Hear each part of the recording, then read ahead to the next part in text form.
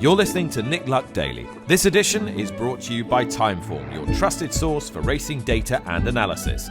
By Total Performance Data, the global leader in live horse racing data. This edition is also brought to you by FitzDares, laying some of the world's largest sporting wagers since 1882. Good morning, welcome to the show. It's Thursday the 9th of April, coming to you live from Aintree Racecourse on day one of the Randox Grand National Festival. It is grand opening day today, a bevy of Grade 1s and David Yates. Good morning. What more could you ask Indeed. for? And these lovely new Nick Luck Daily branded microphones. They're good, aren't they? They're very good indeed, yeah. So, looking forward very much to Beautiful. Looking ahead to today's card and also to the National itself. First time we've had 72-hour declarations, and Charlotte covered this a little bit yesterday, but a few bombs dropped. I thought we covered it more than a little bit. Yeah, very interesting. Tom Bellamy riding Nick Rocket. In the last couple of weeks, I thought that if Patrick Mullins were to get off Nick Rocket, he was talking quite enthusiastically, I think, about Champ Kiley. And now Grangemere West. I mean, there are 9 of them, so it's the devil's own job to choose, isn't it? But yeah, that is a recognition. I spoke to Tom Bellamy yesterday. It's the first time he's riding for the stable, and it came completely out of the blue. It was a surprise, and I said, I'm not trying to draw you into saying something boastful or you know, with a sense of braggadocio, if I can say that without sounding pretentious. You can't, but anyway, we'll keep going.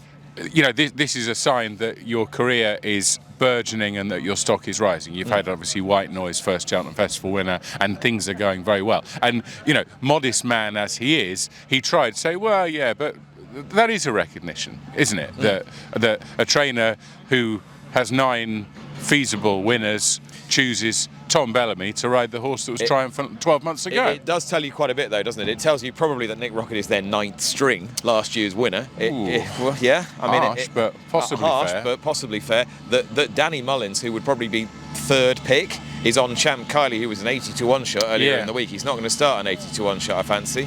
No, I was surprised by that, and I think anyone listening to yesterday's programme would have, as the jockey bookings came in live, and Charlotte was relaying them to the listening millions around the world, I was saying, yep, Captain Cody Charlotte, Danny Mullins will do very nicely. Thank you very much. And oh well, right, okay. Well, you've got Johnny Burke because Danny's going elsewhere. So, you know, I mean, like you just said, 9th string of 9. Well, everything's contextual, isn't it? And where was Mullins' Nick 9th string Rocket in our pecking order last year? He might have been toward the top of Willie Mullins' pecking order, but he wasn't at the top of ours, was he? He wasn't very high on mine. No. I think that particular honour went to Percival Le Gallois. And Percival Le Gallois this year will be ridden by Harry Cobden. Well, unless Spillans Tower runs. If Spillans comes out today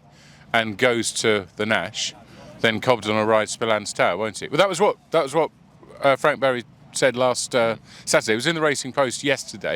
It was actually in the Sunday Mirror on Sunday, funnily enough. And of course, if Spillans Tower comes out, Pied Piper will come in. Matt Chapman's loitering with intent. Yeah, trying to get on the. So we may as well just put him on the telly because he's desperate to be on the. He's desperate to be on the telly. He's been loitering behind the camera. It's just admiring. What I like there, Lucky, is that your left hand almost got stuck.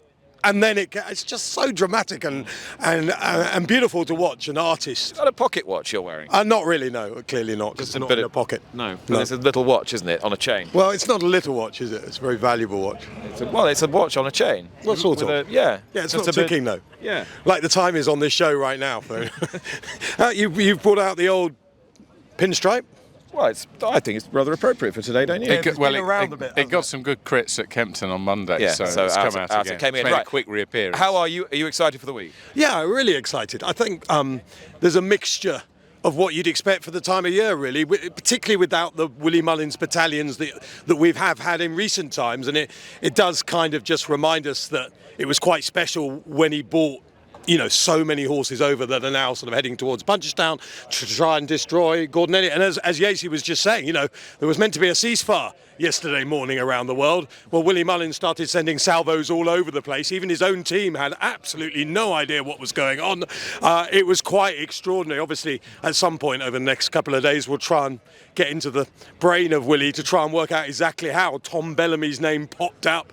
But one person on social media... According to Nigel Payne, formerly of this parish, Nigel said he was watching Luck on Sunday when Tom Bellamy appeared there. I was not hosting it that week. No. And that was a disappointing addition, to be honest. Here we go. I was waiting for it. Yeah. And he said that Tom Bellamy was asking for a Grand National Ride, and he said he'd rung Willie Mullins. So it's all down to Nigel, apparently. Well, possibly, but look, I'm sure you can claim it, Lucky. I mean, come on, you can claim it. You can play that clip back a few times online. But it is really cool for Tom, and it's quite exciting. I have noticed that the horse, I think, has tripled in price since the news came out. It wasn't a ringing endorsement, was it? No, not really, no. No, in fact, I did get a message from Tom yesterday saying the one thing certain is either not running or it's not ready.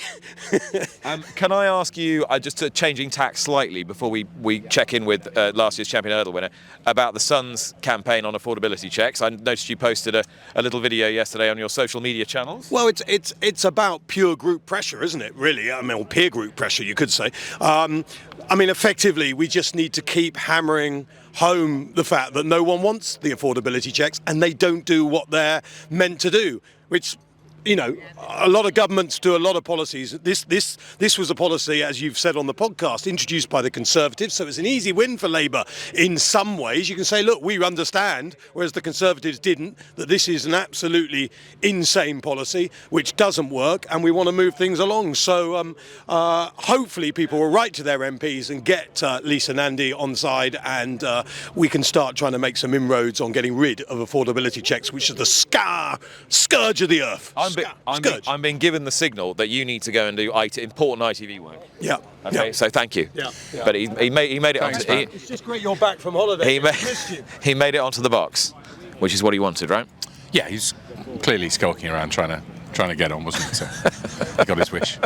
Right, we are now going to catch up with Golden Ace, last year's Champion Hurdle winner. A few moments ago, Georgina Scott, assistant trainer, spoke to me about how she's taken the trip up here. And she's come out of the race really well, and we're looking forward to stepping her back up to 2.5 miles today. So and the ground should be a bit softer today than it was at Cheltenham. So how did you read the Cheltenham run? She raced really well. Just the ground was a little bit quick, and she just couldn't pick up off that. She just gallops all the way to the line and just couldn't pick up like the others could. So on that ground, but a bit softer today should suit her. And so you've got a bumper mare today, I know you're very excited about, but she's not come overnight. So what's the thinking behind bringing her up last night? So Golden Ace went overnight to Newcastle and obviously ran very well that day. But when we took her up to Wetherby, which would be similar distance to here, she got a bit mucusy overnight. So that's why we've brought her overnight today to get the best out of her. And Emily's with her. I'll just have a quick word with Emily. Emily, how's she doing? Yeah, she's doing really well, thanks. She felt good this morning. She's had a good rest overnight, and we'll see what happens. And do you ride her as well as look after her? Yeah, I do, yeah. Yeah, she's a delight. She's so easy. And is she super straightforward in the mornings? Easy to do anything with? Yeah, she's getting a bit sassy, but yeah, you couldn't ask for a nicer ride. She's lovely. So you feel she's in as good form now as she has been all season? Yeah, absolutely. She feels great. I think she's come back stronger this season, physically, and yeah, hopefully she's got more to show. Well, she'll always be a champion. She is, yeah. She knows it as well. Here she is then, Golden Ace, Champion Hurdle winner of 2025. Can she win the Aintree Hurdle today? Well, here is a hero over the Grand National fences. 2 years ago, this guy, Bill Baxter, won the Topham for Warren and Great Treks. Esme's here looking after him. Esme, how's he getting on? Yeah, really well. I rode him around this morning, and it's unbelievable how different he is when he comes away from home. He just adores being away, and I've gone around there twice this morning, and he's just so well. And considering he's a 10-year-old now, he's in better form now than I think we've had him in for a long time. So, yeah, really good. So he just loves to travel? Just loves it. So obviously he won in Punchestown last year, and he's like such, I mean, you can see him now, he's just so happy to be away, and he just loves grass, obviously, and he just loves it. He just absolutely loves everything about coming away from home. It's like a little holiday for him. Fantastic. And obviously he won over these fences 2 years ago. Do you think he's as good a horse now as he was then? He probably isn't, but he's still well, and considering, like I say, he's a 10-year-old, he's still absolutely loving life. And he ran in the Beecher and ran really, really well. And I think he comes here with every chance again. He loves these fences. I think we've got him in great order, so fingers crossed, and we'll see. Stable's had a cracking season as well. Good vibe about the place? Oh, brilliant, yeah. I'm just really happy for Warren. He's such a good person and a good guy, and he's been through kind of a bit of tough time, and it's really nice to see him doing so well again, because I think he can train horses, and people forget that, and I'm really proud of us as a team and him as a man that we're doing so well again. It's really nice. Well, that's lovely that the team morale's so good, and horses like this keep it like that. So best of luck. Thank you very much. Esme looking after Bill Baxter. He won the Topham 2 years ago. Can he win it again? I can see David Yates is joined now by our friend from Timeform, Mr. Dan Barber. Hi, Nick. How are you? Good to see you. Yeah, I'm good, yeah, how are you? Yeah, good order, good order. Welcome to Aintree this lovely Thursday. Thank you for welcoming me to Aintree on this lovely Thursday. And what nuggets have you got for me this morning? I suppose the obvious, I think a bit of a scene setter, just the backdrop being the lack of Mullins representation outside of the National, relatively speaking. Yeah, Matt was touching on that at the top of the show. It's seemingly something of an admission that the Irish Trainers title is a bigger priority than the British one, winning that for a third time. And comparing it to the recent years, he's got just 11 entered/declared this season outside the National. Last year it was 25, I think. The year before that it was low 20s again. So there's definitely been a drop off. And I suppose then the question is, well, does that weaken the races? The two open grade ones today, Nick, have been won in the last three years in different ways by Lossiemouth, Impere Pass. They've won the Aintree Hurdle twice in a row. Gaelic Warrior, the Gold Cup winner, won the Bowl 12 months ago. So we are missing a significant swathe of horses that would be pushing these races up to potentially being absolutely top class. But that said, Django Bay, who's the standard setter in the absence of Gaelic Warrior, he'd have won every renewal, or dead heated in every renewal, going back to Q Cards in 2016, bar the year Clanders Oboe won it and I think ran to about 168, just a pound higher. So his Timeform standard, as things are now, is good enough to win most editions of that race. Yeah, and I think the question is, as the question was 12 months ago, will he be able to back up from Cheltenham? Come in, Dave. Come on. Can I ask Dan a question? Of course. Dan, I said no.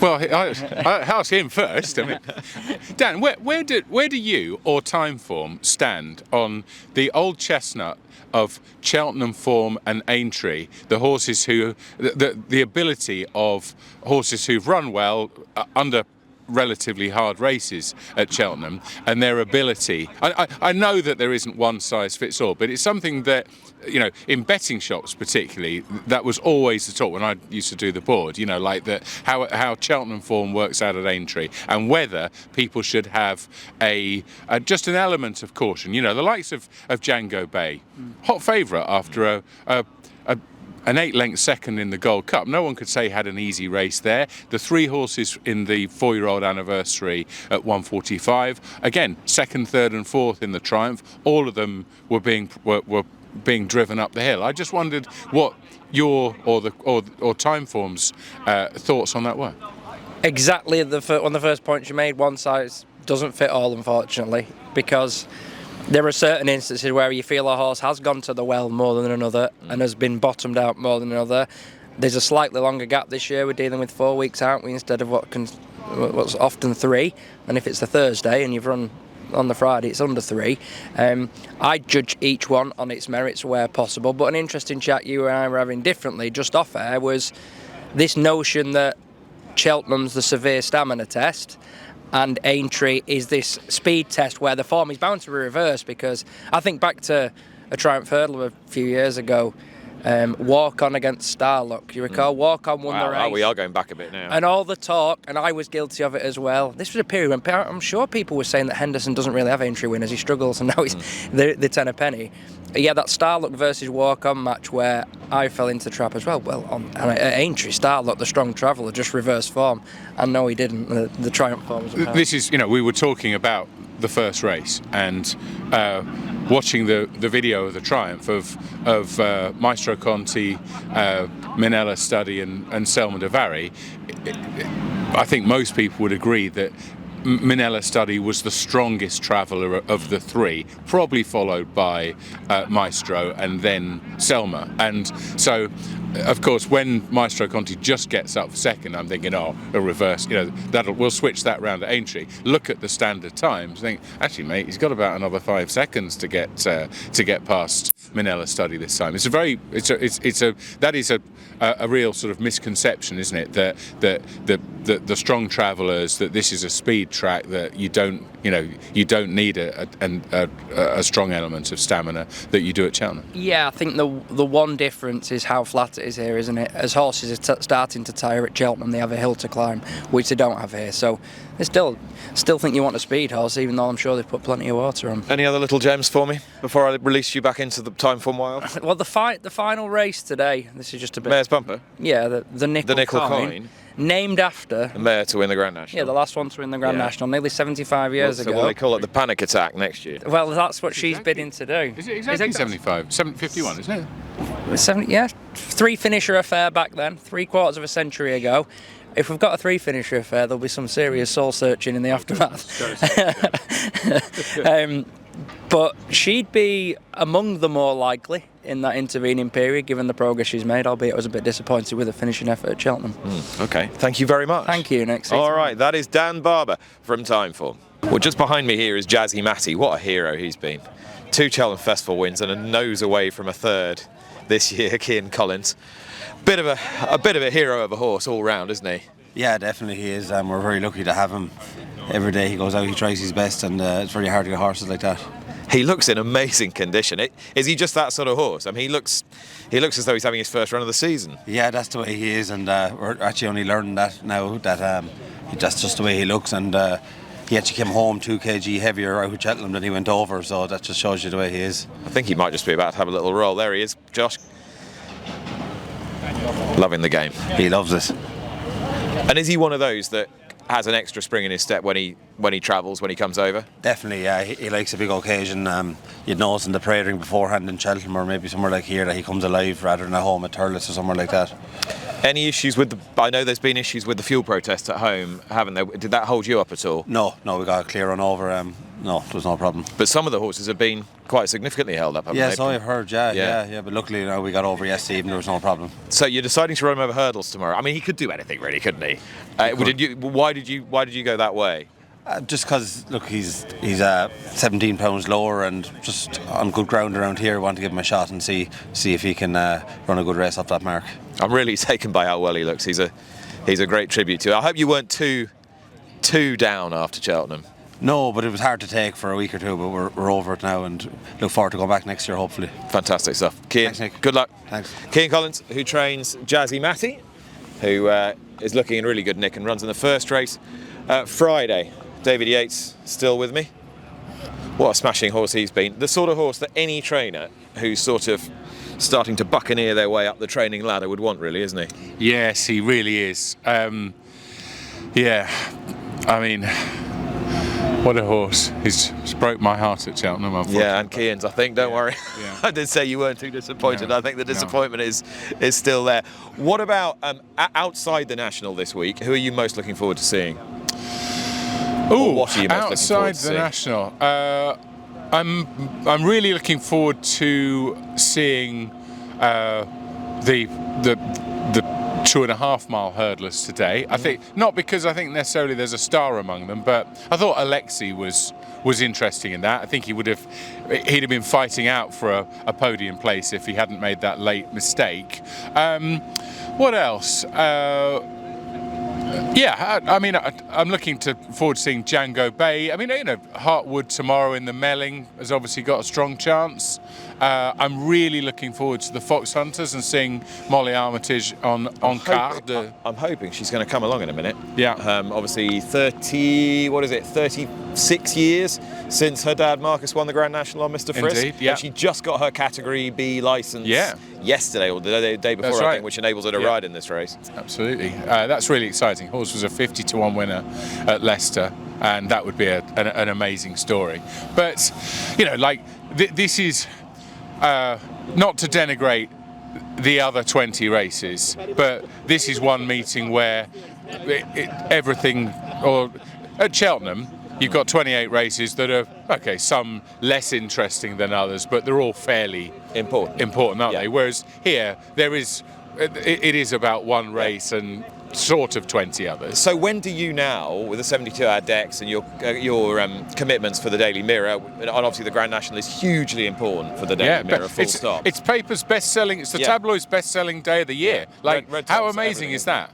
Just that people talk about, and I talk and lament the subsiding of horse racing in the national consciousness. But the fact that for all the papers, the biggest seller of the year is Grand National Day. It's not Election Day or FA Cup Final Day or World Cup Final Day or whatever it might be. It's about it coincides, and it's because of a horse race. Yeah. And how soon do you have to nail your colours to the national mast, or can you leave it until Friday? No. I mean, normally, if the weather, if you've got a good idea what the ground's going to be, then I like to let the office start doing the artwork Monday or Tuesday and say, sort of like, so I'll do my pin stickers the weekend before. So over Saturday and Sunday, do the top 36, 37 or 45 as was, and then say to Andy McMorrin, who's my, he's the Peter Taylor to my Brian Clough, and the teenagers there. That's the story. Oh dear. Bless you. Don't mind me. Just keep going. So say on Monday, right? Well, I think I'm either going to tip Oscar's brother or Captain Cody. So you've already. Yeah, gone I've tipped Captain Cody. Yeah. Okay. Yeah. Johnny Bow. Yeah. I mean, well, it's all about spring ground with him, isn't it? I've never seen I don't think I've ever seen a staying chase, never mind a major Grand National, one in style of a horse who, they're in different leaps at the last two fences. He's still about 4 lengths off Clark Kent, but he shakes the reins almost like it was like, wasn't it in the style of a flat horse running down the leader at Goodwood or something. He was certainly kryptonite to Clark Kent, wasn't he? Inside the last 100 yards, got away to win by length, £12 higher, spring ground. Let's spin the wheel and find out. Right, we're going to leave Aintree for a short while. We're very fortunate to be working here this week, as are all our colleagues in the Alan Lee Media Centre over my right shoulder. Not such good fortune for a number of our much-loved colleagues in the United States over the last couple of weeks, with the news that FanDuel TV, which for many years has been one of the primary providers of direct-to-home television of horse racing, was set to wind down its production arm in 2 phases, first in July and then again in November. Who's going to fill that space? Well, one entity that will certainly fill that space is NYRA and their television colleagues at Fox, and their Chief Revenue Officer and President of NYRA Bets, Tony Allevato, spoke to me last evening about how that space might be filled. Well, you often hear it bandied around that the Grand National is the most watched race in the world. It's hard to argue. It reaches so many territories, and it will be shown in the United States on FS1, part of the Fox Sports family. And of course, Fox will be expanding its horse racing coverage during the course of this year in association with its partners at NYRA. NYRA's Chief Revenue Officer and NYRA Bets President Tony Allevato joins me now. Just not long, Tony, after it was announced that FanDuel Television as a production entity would start to wind down at the end of this year, which will have caused a lot of uncertainty amongst quite a lot of your former colleagues and people you know well. How do you suppose that Fox and NYRA is going to start helping horse racing to get back on its feet TV-wise? Well, I think, first and foremost, it was really everybody looked at this as a big blow to not just U.S. racing, but international racing as well. To have a 24/7 channel dedicated entirely to horse racing in the United States was a big accomplishment. It had been around for over a quarter of a century. So to hear that was going away relatively soon was kind of earth-shaking for the industry. Dave O'Rourke, our CEO at NYRA, immediately reached out to me when the news came out and said, listen, we've got to figure out a way to pick up some of the some of the drop off here, whether it's expanding the hours on Fox or which is on FS2, FS1, and then on broadcast television, and also come up with at the same time another path to get more racing on a potentially a digital channel. So from a Fox standpoint, we're looking at how do we increase our coverage for both domestic racing that's being televised in the US and international racing, because we have done a lot of international racing on Fox, and we had been talking about expanding it to begin with. But I think now there's going to be a greater need and a greater sense of urgency.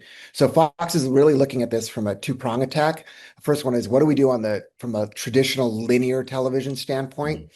And their philosophy is really quality over quantity, to try to get as much tier 1, tier 2 racing on their channels. But there's still a ton more racing, as you're well aware, that's out there, and we've got to find a home from it. And that's where we're coming up with a digital strategy to go with that. When the announcement from FanDuel came, I saw a lot of speculation as to what might happen next. Also, a lot of comment about the future of linear direct-to-home television, something we've been used to since, say, the mid to late 90s, as far as a rolling horse racing station is concerned. Do you think there is a future for that insofar as we know it? I think, it's a great question. And it's when people talk about streaming versus traditional linear television, as we talk about it, it really does come down to what your definition of non-linear television is. In the United States, we have YouTube TV. Some people would argue that that's streaming television, but to us, and having talked to Fox, that's just another form of delivery of getting content to people's homes. So it's no different than having a cable TV provider, but now it's just coming via the internet, and you're still getting an array of channels. So I think as you look at what's out there and first of all, you're right, like there's less and less people that have cable TV. Cord cutting has happened. And what's ironic, like Nick, is the way it started was a cheaper way to get only the channels that you wanted to watch into your home. And now, because everything's become so segregated, that you basically need to have multiple apps in the United States to watch the programming that you used to have a one-stop shop for. So now I have 12 different apps. I'm paying 2 to 3 times as much as I was paying before, but it is also a lot more accessible because you can watch it wherever you are. So the future has moved that direction. But I think ultimately, to get back to your question, streaming will mean how do people receive that product? If you look at Fox, and the Fox channels represent FS2, FS1, which I laid out, Fox Business Channel, Fox Weather Channel, and Fox News. All those channels are part of the Fox family. They're going to live somewhere. So it may be an Amazon Prime app that has a Fox icon. Fox has launched their own independent app called Fox One. So I do think it'll be available on other platforms, and just the way that people consume television will change. We're already seeing that. There's a transition that's taking place. But the notion that an NBC, a Fox, and ESPN is going to go away because people are cable cutting, they're just going to find a different way to receive that product. And the good news for horse racing is that there is an appetite for horse racing on most of those networks that you've mentioned. I'm interested to know how international racing succeeds as a wagering product with you. I think that in the US, there's 2 audiences there's 3. There's the hardcore betting fan who's going to wager, and they're going to find data to make their bets, and they're going to watch the track feeds. Then there's the more casual fan and the sports betting fan who will bet what's on television. And then there's the casual fan, and the casual fan will watch Royal Ascot. I'm sure it's no different than what you see overseas, and they'll make an occasional bet. So for us, we're really targeting those top tier groups and some of the casual fan. But from an international standpoint, there's a huge learning curve in horse racing. You've dealt with your whole life, Nick, your whole career. You do a great job of finding that right balance of, I hate to use the term dumbing down, but presenting the product in a way that's just not going to intimidate the viewer that's not necessarily a lifelong horse racing fan, without alienating that person who is the hardcore player and the hardcore fan. So you do a great job of being able to explain that, and we need to find a better way of doing that across the board. But when you bring in international racing, it becomes even more difficult because, while the scenes are, I think, actually much better of the racing coming from, the pictures are much better coming from the UK and overseas. You got a lot more turf racing than we have in the US, which looks great on television. You have horses that are not just running in an oval you have horses running uphill and downhill. It's just a better look for television, and you have longer races in a lot of cases, which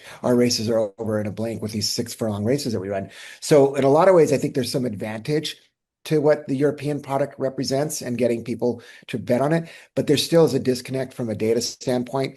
Horse racing players are creatures of habit. They're used to looking at daily racing form style past performances. And no matter what we get from Europe, it's never going to be the same as that. And that makes it a little more challenging for our customers. And Tony, back to where we started, and FanDuel as a produced entity starting to wind down. How are the next 2 or 3 months going to look for you? And how are you going to go about starting to try and expand your portfolio? So, I mentioned the linear product, and we're talking to several of the key players on the racing side to see if we can get their content to come over. They do have contracts with FanDuel. It's important to say that FanDuel is not going away completely. They're going to scale back their production starting July 1st. And then again, dramatically, November 30th. So there is still content there, but we're looking at potentially working with some of these racetracks that they have deals with to do some one-off, some specials of some of the bigger races with the hopes of expanding in 2027 and beyond. So that's the traditional television standpoint, the linear standpoint. From a non-linear standpoint, we're looking at creating a channel that's very similar to what you see in the UK, and you'll also see in Australia, with potentially one host who is standing in front of a big LED wall with images and is bouncing from track to track and taking people to each race as the horses approach the gate. In the US, we have a channel that's called the Red Zone channel in the NFL, and it takes people on Sundays to the action when teams are about to score for every game. We're trying to model what we're doing after something like that, and that'll give us the ability to show all types of content, not just that top tier 2 content, tier 1 content, but give everybody an opportunity to get their racing on. Our vision for this is that product would be a free to customer product, so that you don't have to pay for it to get it. I think that would be a big mistake. Our audience in racing skews older, as you know. We air our shows on Fox Sports 1 and Fox Sports 2, and when we switch between channels on a certain day, and NBC experienced the same thing with the Breeders' Cup last year. You would have thought that we were telling viewers to go to their neighbor's house and go watch the program there for the next hour. Like, it's people's heads explode, and it's not that difficult. In a lot of cases, these channels are right next to each other. So moving to a platform that's behind a paywall, I think would be a big mistake for racing. We're looking at making it as accessible as possible. And even more importantly, giving this product, this special digital channel, to all the sports books and the sportsbook operators, and allowing them to put it on their platform for people who are general sports fans who are looking for action throughout the day. It's 1 o'clock on a Thursday afternoon. What am I going to bet on? They can go on there. They can see what the next race is. It's coming up, get some commentary, get some information, and they can make a wager. And so that's kind of the approach we're taking. Tony, appreciate your time. Thanks so much. Thank you. All right, well, I've come around the back of the grandstand now to the paddock area, and this will be the scene of the GOFFS Sale, which will take place straight after racing today, after the running of the Mayor's Bumper, the Nickel Coin. Tim Kent, Managing Director of GOFFS, or is that right? That is correct. Yes, good. I'm glad I've got the title right. And of course, Derek O'Connor, who's been working with GOFFS for a long time. He's probably ridden half the horses in the sale, haven't you, Derek? Well, I have a bit of experience with them, yeah. We've been watching them going around the Irish Pound Points there for the last 3 or 4 weeks, and I must say it's a very nice catalogue of horses. And Tim, of all the boutique sales, this one seems to have established itself really well. What makes this one, do you think, so successful? I think the timing really helps. The 4-year-olds start in February, and they've just got that bit of time to run in those big race meetings. For us as well, the Easter weekend just happened, and we're in our 10th year now, and it's got a fantastic record of both sales ring success and racecourse success. So it's gained a huge amount of momentum, and it's a wonderful race meeting. There's 4 Grade 1s today, a Grade 2. It's a fantastic atmosphere, so everything comes together. It does. Who are the most famous graduates of this ring? Croke Park would be one of the big ones. He topped the sale and won a Grade 1. But the concept to sell the likes of Constitution Hill, John Bond, they need no introduction. The Jukebox Man, winner for Ben Pauling, won the King George. There's some fantastic horses that have come out of these point-of-point sales, GOFFS point-of-point sales. So we're very lucky. Yeah, select catalogue. You've got it in your hand now, Derek. Who's exciting you the most? We've a super catalogue. There's 27 individual 4-year-olds. There is it's split kind of 12 geldings and the remainder fillies. It's a wonderful catalogue. The Best producer in Ireland, Colin Bowe, Dennis Murphy, Sam Curling, Paddy Turley, Gerard Quinn, they're all here. Some highly bred horses with good performances on really nice ground in Ireland for the last 3 or 4 weeks. So it's very exciting. I don't want to go naming out individual horses. It's not fair on everyone else, you know. But I'd say the catalogue of a whole is as good as we've ever had. And we're after been racing on really safe ground for the last 3 weeks. And I think you can buy with a bit of confidence. And do you know what I love as well, Nick? So we've got all these nice fancy winners, but we've got lovely placed horses as well. So I think we've a diverse catalogue of horses for everybody. There you are. You told me to be quick and I can't stop you now. Thank you. Talking about Derek O'Connor and Tim Kent. The GOFFS Sale will take place straight after racing today, right behind me here at Aintree. Well, those of you who are real devotees of this podcast, well, it's early in the week, will know that we have a sister podcast which deals with political betting. It's called Bet the House. It's available on all good podcast platforms. And one of my co-hosts, William Kedjanyi, is with me now. Will, you're at Aintree. Lovely to see you here. Great to be here. I'm so excited. I haven't been to Aintree in donkey's years for the National, and it's an amazing city, brilliant racecourse, brilliant people, and we've got something brilliant to do a bit of meta promo for. Well, we have.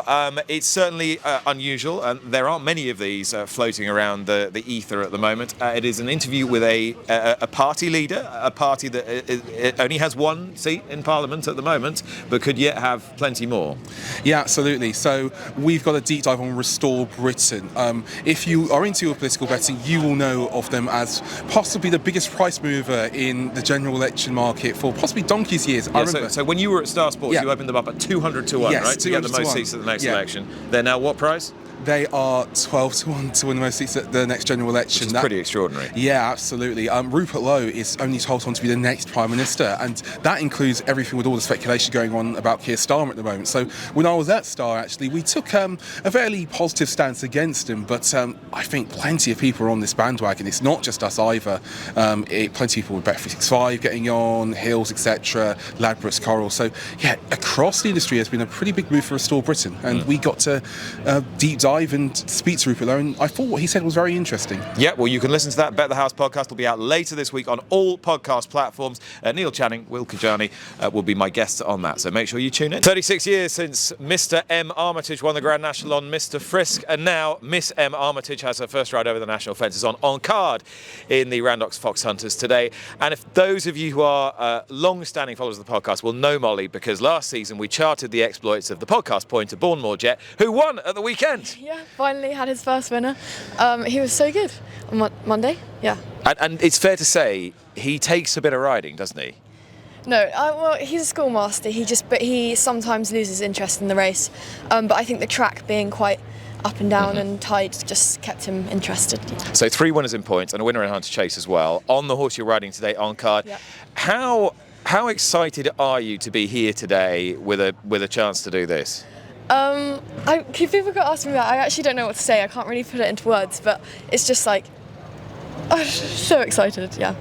And is it more exciting because it threatened not to happen for quite a long time, didn't it? Just tell us about the hoops you've had to jump through to get here. Well, very kindly the BHA and BRS put on a last-minute Cat B course. So that's your Category B amateur licence, which you need to ride in a race like this. Yeah. Which was so kind of them, and they put one on. It was last week, so it was quite last minute. And then I found out 2 hours before declarations that I'd passed and was ready to go. So yeah, it was quite tight, and I've kind of been looking forward to something like this all my life, so I didn't really feel like I missed out on any of the anticipation, because my whole life I've been like, you know. So you felt ever since you can remember that this is what you were destined to do? Yeah, kind of, just really wanted to, yeah. And I kind of loved it, because on the WhatsApp group you've got for Brian, Bournemore Jet, which is a whole list of racing luminaries from around the world who are involved in this horse, in the pointer. Somebody put the National Velvet clip as well, just to really get you going. How big an influence was Dad's win in the National? Very, very big, I think, because it's just meant we've always come up here every year, and I don't know, it just makes it seem a bit more possible than it might otherwise do, yeah. And as for today, he was 66 to 1 when he won at Leicester, or 50 to 1, 66 to 1. He's going to be a big price. How do you think he'll take to this? He's been around the track before. If he's Exeter last time out, he wasn't really himself. He didn't really get into the rhythm he did at Leicester, and if he can do what he did at Leicester, I can see him like running well, maybe, but at Exeter not so much. But hopefully we just have a nice spin. I don't know. Well, I've no doubt you will. expectations. It's not going to be your last one either. I'm pretty sure. And so, pointing with the rest of the season, have you got a few more opportunities to come? Do you think three winners and counting? Yeah, I hope so. Okay. It starts slowing down a bit now as it gets a bit hotter and into the summer, but hopefully a few more spins. Well, there'll be a lot of people cheering you on. Good luck this afternoon. Thank you very much. Thank you. Molly Armytage. And it has been a real joy because, of course, Molly was riding the podcast pointer, Bournemore Jet, all through last season, all through this season as well. We chronicled it all last year, and she won on him the other day, which was great, which we've just heard about. And here she is having a ride in the Foxhunters. It's really exciting. It happened really quite quickly as well. And I mean, just we all wish Molly all the very best and on card. It's been a rapidly developing story, and I hope there's another happy chapter this afternoon. Now, which horse is going to give you the happiest chapter of the day? I hope Maestro Conti in the 145, the 4-year-old anniversary, sponsored by Boodles, just came out on top of the quintet who contested the Triumph Hurdle at Cheltenham last month, overhauling Manella Study close home. I hope that if he's none the worse for that, then he can go one better with the winner absent. So 145 at Aintree, selection is number 5, Maestro Conti. David, thank you very much. Thank you very much for watching and or listening. Don't forget, of course, you can enjoy all our coverage here at Aintree and all the major festivals on our YouTube channel, and we will be back to do it again tomorrow when you will have the benefit of 2 podcasts, because of course we've got Chance or No Chance, which I'm sure you will be contributing to in time-honoured fashion. I will indeed, yes. I shall record it later on. Excellent, good stuff. Right, see you tomorrow. Bye for now.